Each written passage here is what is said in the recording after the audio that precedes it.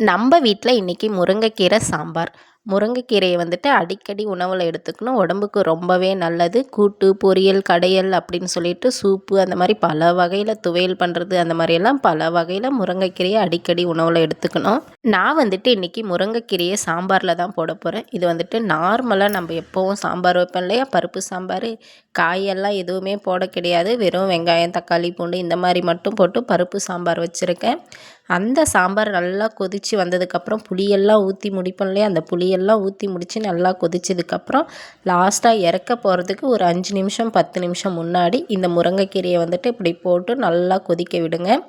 கொஞ்ச நேரம் கொதிச்சா போதும் அப்படின்னு சொல்லிட்டு அப்படியே ஆஃப் பண்ணிட்டிங்கன்னா கீரை வேகலை அப்படின்னா வயிறு போகும். அதனால் கொஞ்ச நேரம் நல்லா கொதிக்க விட்டு ஆஃப் பண்ணிக்கோங்க. இந்த மாதிரி தனியாக பூ மட்டும் முருங்கைக்கீரை பூ மட்டும் கிடைச்சா கூட போட்டு சாம்பார் வைக்கலாம். எனக்கு 1, 2 தான் பூ கிடைச்சிது. அதனால் தழை நிறைய இருந்ததே அப்படின்னு சொல்லிட்டு அந்த தழையோட கூட அந்த பூவுமே சேர்த்து போட்டு சாம்பார் வச்சுருக்கேன். ரொம்பவே டேஸ்ட்டாக இருந்தது. கண்டிப்பாக நீங்களும் செஞ்சு பாருங்கள் வீட்டில்.